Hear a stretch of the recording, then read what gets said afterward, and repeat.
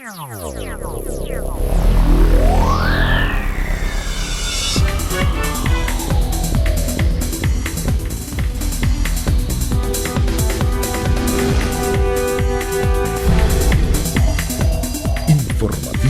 Mira TV está en ti. Amigas y amigos, sean todas y todos bienvenidos a la entrevista. Como siempre, un verdadero placer contar con su amable audiencia. Hoy nos complace presentarles a nuestro invitado. Se trata del periodista Juan Barreto. Él es vocero nacional de redes, periodista, abogado, sociólogo con maestría en Ciencias de la Comunicación, doctor en Ciencias Sociales en la Universidad Central de Venezuela, caraqueño de pura cepa, de acuerdo, lo que él mismo ha expresado. Activista político desde que tiene 14 años, que es una edad muy temprana para meterse en temas tan complejos, cuando los jóvenes deberían estar riéndose y felices, ¿verdad? Sin embargo, Juan Barreto, bueno, inició desde temprano en esas líderes comunistoides, ¿no? Siempre izquierda. Mira, la política antes empezaba más temprano. Fíjate tú, el mariscal de Ayacucho a los 27 años ya era mariscal de Ayacucho. Y temprano murieron, por cierto, todos esos próceres, sí, porque es una vida muy intensa. Eran vidas más cortas. ¿Cuáles son tus expectativas? 154, 160, morir joven. No, pero dado que sí, la historia podría ser Ajá. Mi mamá. Ayer la estaba recordando viendo unas fotografías en familia y mi mamá murió a los 105 años y una abuela mía murió mucho más tarde, o sea que somos longevos. Qué bueno, o sea, por las cosas genéticas. Gracias, ¿no? a Dios. Qué bueno. Ha sido considerado nuestro invitado Juan Barreto un hombre con ideas políticas progresistas. No obstante, formó parte obviamente de esta historia reciente política desde el gobierno. Hoy en día lo hemos escuchado y leído decir una palabra que es basta. Esta interjección ha sido utilizada por nuestro invitado en diferentes escenarios, cuestionando y advirtiendo acerca de la indolencia política, de las jubilaciones forzosas, ha hablado de la suspensión de los salarios, persecuciones laborales, despidos masivos, el tema de la salud, ha defendido a los obreros petroleros y otros escenarios, pues que quizás viene inclusive de su vena política desde esos 14 años, siempre hablando acerca de la defensa de los más vulnerables. No obstante, hoy en día vemos cómo Venezuela está inmersa en un problema realmente serio y ese basta que ha gritado Juan Barreto pareciera no ser escuchado por el gobierno. Lo importante es que ese basta está en la calle, está con la gente, es la expresión que uno escucha cuando va a todo el país. Nosotros venimos recorriendo el país, la gente de redes, el equipo que me acompaña, andamos recorriendo todo el país y llevamos ya 19 estados, nos faltan unos 6 estados para recorrer toda la geografía, 5 o 6 estados, y en ese recorrido lo que encontramos son casas muertas, gente caminando por el borde de la autopista y de las calles, de las carreteras, porque no hay transporte público. ¿O no hay pasaje? No hay transporte público y el pasaje es carísimo, ¿no? Y tumultos de gente en los pocos lugares donde se consigue transporte público. Y la gente está obstinada, la gente está indignada, la gente está cansada, está triste. Y es posible que las élites, no solamente el gobierno, sino también los sectores que hoy radican en la Asamblea Nacional y que son los líderes de la oposición, pareciera que tampoco oyen ese clamor. Pareciera que estas dos élites se conforman, se entretienen en la confrontación que llevan a cabo. Tú te das cuenta, todas las mesas de negociación y diálogo han fracasado porque todas quieren es el poder por el poder mismo y ninguna se pone a discutir los grandes problemas del pueblo. Nosotros hemos planteado, Claudio Fermín, que estuvo aquí conmigo, y yo hemos planteado que esta nueva mesa, si no es una mesa social, si no es una mesa que atiende en primer lugar los problemas de la gente, va a fracasar. Ahora, esta nueva mesa que descolla el escenario político, donde pues no creo que tú no formas parte, ¿no? No, si no estás ahí medio por fuerita con tus amigos adentro, algo así. Bueno, te lo puedo explicar rapidito. Esta mesa fue conformada con todos los partidos que participaron en las elecciones del año pasado, en las elecciones presidenciales que se llevaron a cabo el 20 de mayo. O sea que ya dejan por fuera a los demás. Bueno, pero es que esa es la conformación de esa mesa. Inicial. Inicialmente se comenzaron a reunir con el gobierno, el partido de Henry Falcón, el partido de Claudia Fermín. Fíjate que uno podría pensar que quien hizo los hilos para esa reunión sería Juan Barret. No, fíjate que tiene sus amigos ahí de alguna manera. Fíjate que no tampoco. ¿No tienes amigos en el gobierno? Es que cuando tú tienes una relación... Yo pensé que tú eras el que había hecho la gauchada. No, fíjate que no, yo me reivindico de cosas como, por ejemplo, yo fui el que creé a los presidentes, eso fue una idea mía. Pero esto no lo creé yo. Nosotros hemos contribuido con ideas, con presión social, pero el resultado de que hoy se monte una mesa a la que estamos apostando, por cierto. Pero apostando desde afuera. Claro. Nosotros no tenemos otro representante que no sea Claudio. Confiamos en él, es nuestro amigo. Tenemos una alianza política y él forma parte de la mesa. Y así como, fíjate, sin nosotros estar representados en Noruega, sin estar representados en Barbados, sin estar representados en República Dominicana, nosotros también apostamos al diálogo que se llevaba a cabo allí. Pero allí decíamos lo mismo que estamos diciendo hoy. O el diálogo es social o el diálogo fracasa. El diálogo no puede ser un diálogo de élite, nada más para ver. ¿Qué significa un diálogo social? Ya te lo voy a explicar, mira. Sí. Un diálogo no puede ser nada más un diálogo donde tú discutes los grandes temas políticos, el consejo electoral, la representación proporcional, y la señora que está en la cola y va a comprar un pollo y cuando llegue no hay luz para refrigerarlo. Oye, está bien que se discutan esos temas, no lo podemos negar, pero que paralelamente, simultáneamente, porque uno camina con dos pies y si tú caminas con un pie no se llama caminar, eso es brincar y te cansa, ¿verdad? Entonces uno tiene que avanzar, le faltan patas. Deben construirse varias patas como el sin pie. Tiene que tener varias patas como la cucaracha. Tú sabes que la cucaracha no puede caminar porque le falta la patica principal. Bueno, la patica principal del diálogo debe ser los problemas de la gente. Yo he propuesto en muchas partes. Tú sabes que hay en la CAF, la Comunidad Andina de Naciones, hay un fondo. Ese fondo es un fondo de emergencia para ayuda social. Pero esa comunidad andina creo que estamos fuera ya, ¿no? Pero hay un fondo desde hace mucho tiempo del cual Venezuela puede disponer, porque Venezuela formó parte mucho tiempo de la CAF y contribuyó. Y ahí están esos reales. Ahí están esos reales. Son 360 millones de dólares, nada más y nada menos, que están disponibles si el gobierno y la oposición se ponen de acuerdo. Si la Asamblea Nacional y el Ejecutivo hacen una solicitud conjunta, los reales se destrancan y llegan para solucionar el problema eléctrico. Imagínate tú eso. ¿Cuántas cosas más habrán por ahí? ¿Cuántas cosas más no habrán por allí? ¿Y por qué la Asamblea Nacional, Guaidó, sus genios que él tiene, no se sientan y agarran 5 expertos eléctricos y el gobierno agarra 5 de él y que se encierren en el horchile y se lleven el traje de baño? Y mientras se toman una piña colada, pasan un mes allí y llegan con un proyecto de cómo resolver el problema eléctrico. Y lo firman en el Ateneo de Caracas. Guaidó, si no quiere ir él, que mande a otro, y si Maduro no quiere ir, que mande a otro, y porque firma un eso documento. No reivindica de alguna manera, se reivindica mutuamente y no lo quieren. Pero ¿quién ganaría? ¿Quién ganaría con eso? Ganaría en primer lugar el pueblo. Y yo creo que la oposición ganaría mucho por la sensatez y la madurez que demostraría, y ganaría el gobierno porque por fin estaría solucionando algo.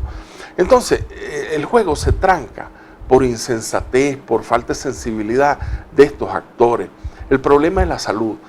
¿Qué le cuesta al gobierno y a la Asamblea Nacional ponerse de acuerdo para declarar una emergencia en el sector salud, particularmente para atender el JM de los Ríos y repotenciar el JM de los Ríos y que los niñitos con enfermedades terminales no se mueran? Chicos, el hospital universitario. El hospital universitario, la UCB, yo soy profesor universitario. ¿Qué es de tu aula magna? Hace 2 semanas tenía que comenzar las clases y las clases no han comenzado por el deterioro de la planta física. Se robaron, sustrajeron los cables del tendido eléctrico interno y ahora hay que volver a meter cables. Allá hay habitaciones que son cerradas, el estudio de cine, el estudio de televisión de la escuela, el estudio de radio, y tienen aire acondicionado. Y no se han podido empezar clases porque faltan los cables.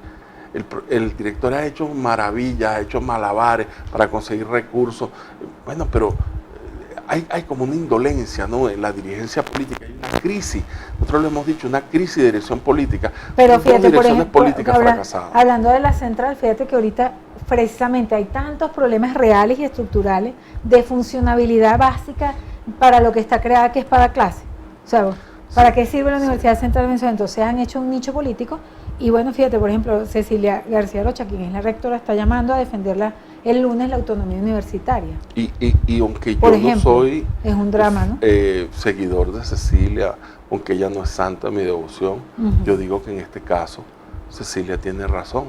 Le podríamos hacer una canción de esa serenata guayanesa, Cecilia, ay, ay, ay, ay, ay, Cecilia, ay, ay, ay, ay, ay, Cecilia. Cecilia por fin tiene razón.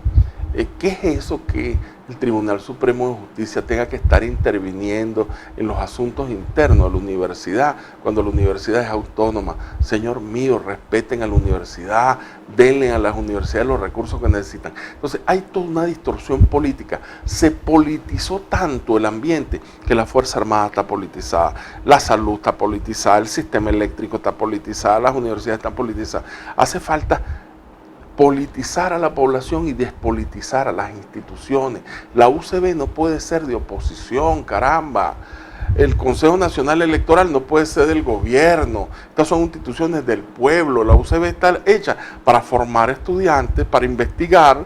La investigación no puede ser politizada. El que investiga un polímero o una bacteria puede tener en lo personal su tendencia política, pero eso no lo puede llevar a la administración de las cosas. Ahora, pareciera que el control de la posibilidad de que las cosas funcionen está siempre en el gobierno, bueno, porque económicamente son los que tienen algo de plata, ¿no? A través de la renta petrolera, una de las pocas posibilidades económicas que tiene Venezuela, y muchos de los problemas, o la mayoría, son económicos. Pero, fíjate tú, ahorita... Pero entonces, ¿tú crees que con todo esto, Maduro, el presidente de la República actual, que está en el ejercicio del poder efectivamente, tenga intención de rectificar con las mesas, como se llaman, a favor, en contra? Mira, hay un refrán que dice: el muchacho que es llorón y la mamá que lo pellizca. El gobierno es ineficiente, ineficaz, indolente, y la oposición entonces estimula a la superpotencia para que bloqueen y sancionen a Venezuela y le tranquen los recursos que tiene en el exterior, claro, para que le secuestre empresas como Citgo, para que empresas transnacionales como Cristalet demanden a la República, para que los bonos bajen de precio. Uno dice, bueno, pero es que estamos de verdad gobernados por irresponsables. Los que hacen oposición también tienen responsabilidades de gobierno, porque están en la Asamblea para controlar los recursos, para controlar las instituciones que funcionen, para hacer leyes para que el país funcione. Y el gobierno para funcionar y resolver problemas. Pero el gobierno perdió la gobernanza, eso que Bobbio llamaba el italiano teórico de la política, la capacidad de gestión, la capacidad de solución, que da legitimidad de gestión. Acaba de dar en un punto muy álgido y además muy importante y fundamental para el futuro de nuestro país, la gobernabilidad, la gobernanza. Y precisamente Juan Barreto es vocero principal de Redes, que es un grupo que en Wikipedia, yo lo investigué, dice que está acompañado de un grupo de colectivos y organizaciones de base. Dice que es un escenario para el encuentro de los iguales. Ahora pregunto a Juan Barreto, que tiene el contacto directo con estas organizaciones llamadas colectivas, que han sido estigmatizadas, inclusive en muchos casos, no sabemos si por buena o por mala, pero es así, es una realidad en el país. ¿Los colectivos en Venezuela están con el gobierno de Nicolás Maduro? La respuesta de nuestro invitado en la próxima parte de este espacio.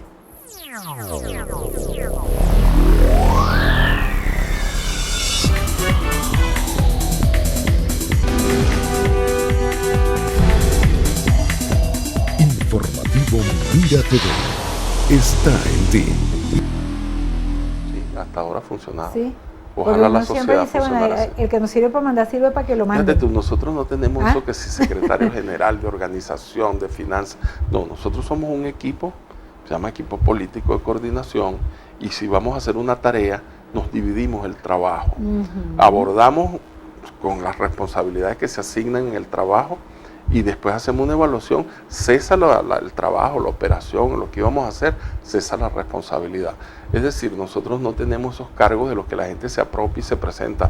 El secretario general, el secretario político, y por eso, digamos, la figura que yo tengo ante los medios es vocero del equipo, un vocero del equipo. ¿Y habrán otros voceros? Claro, hay muchísimos otros, yo soy uno de los voceros nacionales, pero no el único. Tú me claro, como eres doctor, pero bueno, sí, vamos a hablar de los colectivos. Cuéntanos. Sí, ¿Qué sabes tú de esos grupos? ¿Cómo se sienten ellos? con respecto a esta situación que estamos viviendo? Mira, Por cierto, ¿para ti los colectivos son buenos o son malos? ni lo uno ni lo otro, sino todo lo contrario, porque Ajá. es que no son todos los que están ni están todos los que son. Hay gente que desde el sentido común dice, un taxista pasa y los sofoca con un poco de agua, un charco que había en la calle. Es que todos los taxistas son así. O un motorizado se atraviesa y se come el semblaluz. Es que los motorizados, no, bueno, es ese motorizado, la responsabilidad en los sistemas legales del mundo son individualísimas. Entonces, ni son todos los colectivos malos, ni todo lo que huela a colectivo es nocivo para la sociedad. Por ejemplo, la Iglesia Católica es un colectivo. Que no se autodenomine así. Bueno, pero yo he estado viendo en estos días la Divina Pastora, la Virgen del Valle, y el colectivo católico se reúne, ¿verdad? Y hace sus actividades. Okay, pero los que sí se dicen colectivos bueno, son. no tampoco ¿Están todos. con el gobierno? ¿No están con el gobierno? Tampoco. Fíjate, en el caso de el movimiento Alexis Vive, es un colectivo del 23 de enero, tiene una emisora de radio, tiene una panadería, tiene una carpintería. Yo estaba ahí, yo los ayudé al principio. El colectivo, la coordinadora Simón Bolívar, pasan películas, tienen una radio que se llama El Son del 23. Entonces, hay unos colectivos que no son colectivos, sino que son malandros disfrazados. Que están armados con todos los días. Armados y tal. Ahora, sobre los colectivos también se dicen muchas cosas, ¿no? Pero aquí han habido situaciones horrorosas, por ejemplo, el golpe, el paro petrolero. ¿Por qué esos colectivos no se activaron? Si eran tan grandes, si estaban tan bien organizados, si estaban tan bien armados. ¿O sí estaban? Sí, también. Acuérdate que cuando los canales privados, nacionales, empezaron a perseguir al primero de los grandes colectivos, que eran los círculos bolivarianos. O sea, que considera Juan Barreto que no van a ser vinculantes los colectivos en los cambios políticos de Venezuela. Yo no creo que tengan ninguna fuerza hoy por hoy. Yo creo que lo que queda de eso, si es que lo hubo alguna vez, son reductos, son... ¿El gobierno no los está financiando? Yo no lo creo. El gobierno no tiene capacidad de financiar nada. Si no financia los hospitales y las universidades, va a estar financiando grupos armados. Eso es parte de una mitología. Yo, como tú lo sabes y lo estoy expresando aquí, yo no estoy a favor del gobierno, yo no estoy defendiendo al gobierno, pero como dice el refrán, hoy estoy refranero, una cosa es una cosa y otra cosa es otra cosa. Entonces, no vamos a cualquier gente que se organice en una comunidad. Entonces eso es un colectivo y eso es un grupo armado. Eso es mentira. En las comunidades pobres, aquí mismo en San Antonio de los Altos, aquí mismo en Los Teques, hay grupos humanos que se organizan para la compra de la comida juntos, para la defensa y la seguridad de la urbanización, para que no se le meta el malandraje en la urbanización. Bueno, esas son formas de organización autónoma de la gente. Pero para cerrar, ¿consideras que están con el gobierno o no? Hay muchos que están con el gobierno y otros que son de oposición. Cuando la oposición está en campaña, tú también ves un poco de motorizado y ves un poco de gente organizada que se desplaza por la ciudad. ¿Esos son colectivos entonces? Sí, también son colectivos. Que ellos no lo llamen de esa forma, bueno, será la nomenclatura lo que cambia, pero es el mismo tipo de organización política y de organización social. Que hay un malandraje en Caracas. Mira, te voy a echar un cuento. Nosotros estábamos ¿dónde era? Llave Álvarez, estábamos en el Falcón y nos llevaron a Paraguaná y nos dijeron, esta es la zona que maneja el plan fulano de tal. Y llegamos a un barrio y había un poco de hombres armados. Con armas de ejército. Con armas de guerra, armas largas, chalecos negros. Daba miedo, ¿sabes? Parecía una película de esa, de la frontera entre México y los Estados Unidos. Bueno, en Venezuela está ocurriendo eso. ¿Y qué son esos grupos? ¿Y qué pasó con esos grupos? ¿Te saludaron? Eso demuestra, ¿les hablaste? no sigue de largo, ni los ves, porque los tipos están bien mal encarados viendo todo el que pasa. Montan alcabala. En Paraguaná está pasando eso. En el Zulia. Entonces sí tienen su poder los colectivos en Venezuela. Pero esos no son colectivos, eso es otra cosa. Paramilitares. Es una degeneración donde hay paramilitarismo, donde hay guerrilla, donde hay delincuencia, todo eso se ha ido ¿Ya mezclando, hay paramilitares abiertamente en Venezuela? Pero por supuesto, eso lo sabe todo el mundo. Pregúntale a Guaidó, que hasta se retrata con ellos. Toma selfie, posa. Entonces, es tanto el asunto que eso es lo que llaman la parapolítica. Ha penetrado la política. Y en la misma medida que el Estado se va convirtiendo en Estado mínimo, que el Estado se va replegando, que el Estado va abandonando a la ciudadanía, esos espacios los va llenando la delincuencia, los va llenando el AMPA. Volviendo pequeños ejércitos. Sí, pequeños ejércitos y varones de la guerra, varones del contrabando, en la frontera con Táchira, en la frontera con el Zulia. Mira, ya ves, te los va a pasar, ojalá ustedes los pueden pasar después, ya ves, para que los vean. Una cola, imagínate toda, desde que empieza al kilómetro 0 hasta aquí donde tú haces el programa, imagínate una cola para echar gasolina. La gente pasa una semana en el Zulia para echar gasolina. Y con ese calorón es una locura. En la vía hay anaqueles con pimpinas de 5, 10 y 20 litros con precios en dólares. Y al lado una persona armada. Eso está, lo tenemos en video de hace 2 semanas, apenas semana y media. Y más adelante, un puesto de la Guardia Nacional. Un puesto de la Guardia Nacional, y uno dice, Dios mío, ¿qué es esto? Y los guardias nacionales hablando con los pimpineros y tomando café. Es decir, se envileció el ejercicio del poder, el tejido espeso de las instituciones se vino abajo, se hilachó, y ese espacio lo están ocupando los delincuentes. Eso es algo dramático y grave. Eso es dramático, eso que estamos diciendo es dramático, fíjate tú. Entonces ahorita el problema no es si tú eres chavista, o tú eres de izquierda, o tú eres de derecha. El problema es tú eres venezolano y tú quieres que esto se acabe, que reinstitucionalicemos el país en términos democráticos, que avancemos hacia el respeto de la Constitución y las leyes, como dice el himno nacional, la ley respetando la virtud y el honor. Vamos a unirnos en torno a la defensa de la soberanía, la defensa de la institucionalidad democrática y el ejercicio pleno de la Constitución y de las leyes. ¿Y cómo nos unimos? Vamos a hablar rapidito, en unos 3 minutos que nos quedan de programa, de la posibilidad electoral que hay en Venezuela, cualquier elección que pudiese darse eventualmente. Sí. Maduro, desafiante, leí un titular, dice que cuando el CNE llama a elecciones, no quiero show ni comiquita, es decir, un envalentonado en base a la posibilidad de ganar electoralmente. Sí, viene pasando una cosa, Maduro está estancado en sus números, alrededor del 15%, y Guaidó viene bajando, pero de manera estrepitosa, y si yo fuera él, preocupante. Guaidó llegó a tener 58%, está en este momento en el 24%, otros dicen que 22%. Si Maduro está en el 15% y Guaidó está cerca del 20%, la diferencia es una diferencia mínima que Maduro puede compensar con maquinaria político-electoral, porque ellos tienen estructura. Y plata. Tienen 20 gobernaciones si le sumamos la de Distrito Capital que no se elige. Tienen 334 alcaldes. Tienen 5.000 concejales. Entonces, fue la Fuerza Armada, que ellos la politizaron, la convirtieron en parte de su partido político. Tienen grandes medios de comunicación, tienen recursos. Entonces, Guaidó, luego de los errores que viene cometiendo, se viene desesperando, los rastrojos, el tiar, la descomposición política que hay en la oposición, Guaidó. Y las expectativas generales. Claro, las expectativas inmediatistas. Como sabes, Guaidó está enfrentado en este momento a Leopoldo López y parece que Guaidó va a ser por un partido aparte. Los norteamericanos le están dando mucha plata de manera descarada, además de cosas impúdicas que no se veía antes, ¿no? Aprobando dineros para que Guaidó los maneje. Entonces, podría pasar que la oposición... Pero el gobierno también maneja mucha plata, ¿no? Bueno, está bien, pero estamos hablando de lo electoral.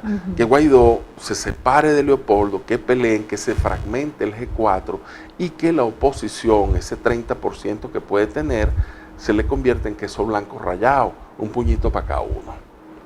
10% para D con un nuevo tiempo, Guaidó con... ¿Es que esta mesa de diálogo puede ahí en ese escenario podría ganar el madurismo cualquier Pero tiene elección. que estar contesta el gobierno ahora, para que eso pase. No tienen fuerza solos. El tampoco. gobierno puede ganar con una oposición fragmentada y todo parece indicar que la oposición va a participar de manera fragmentada. ¿Porque crees que el G4 no va a participar? El G4 o no participa en unas elecciones eventuales parlamentarias. O participa dividido. Ya Un Nuevo Tiempo expresó su voluntad de participar, ya Acción Democrática dice que está preparando su maquinaria electoral y nadie prepara una maquinaria electoral para después decir no participo. Los que se mantienen fieles al abstencionismo son Guaidó, María Corina y el sector de Julio Borges, porque ni siquiera Enrique Capriles dentro de Primera Justicia. Dicen que Enrique Capriles registró un nuevo partido en un acuerdo con el gobierno. ¿Cómo ve a Venezuela a finales del año? ¿Qué evalúas tú políticamente? Aspiro que esta mesa que se instaló llegue a algunos compromisos que le arrime algo a Mingo y solucione algunos problemas, tanto sociales como políticos. Ellos se han comprometido en un nuevo Consejo Electoral, representación proporcional que permitiría que los partidos, los grupos pequeños tengan representación en un Congreso, en una Asamblea Nacional más variopinta, más heterogénea, más diversa y más democrática. Y se comprometieron también a una observación internacional mucho más rigurosa.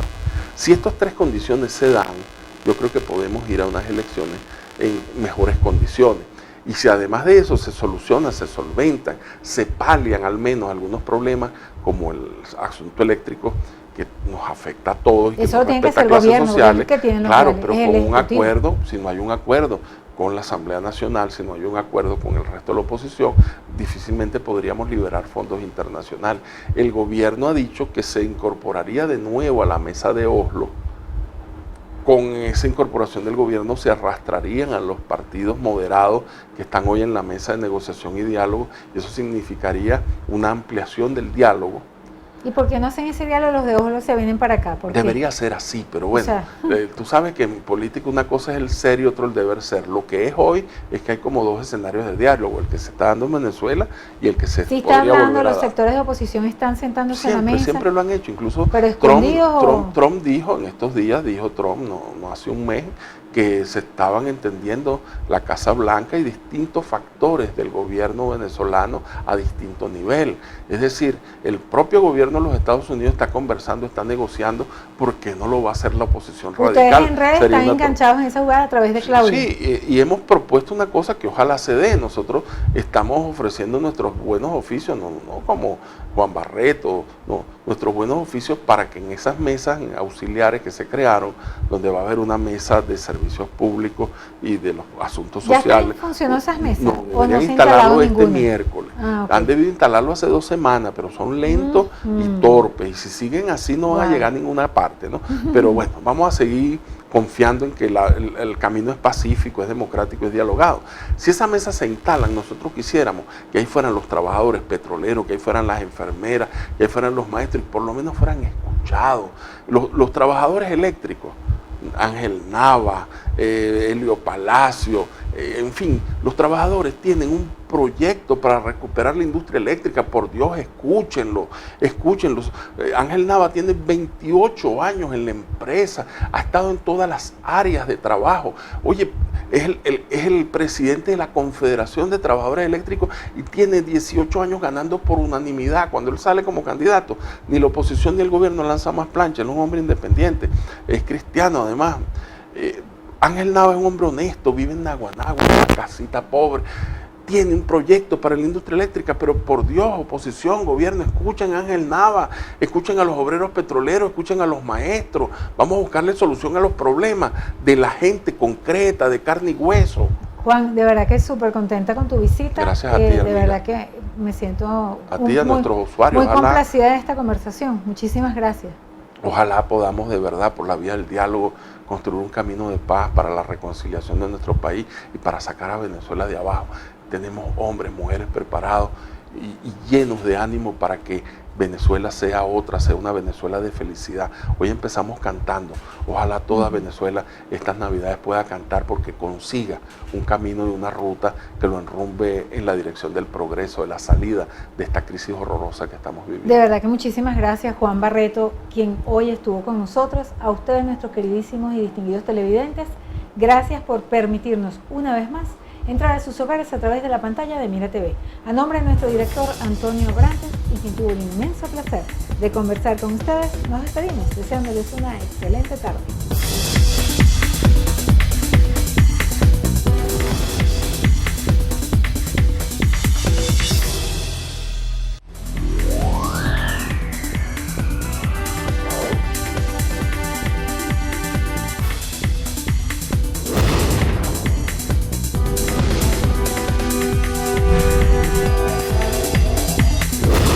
Informativo Mira TV está en ti.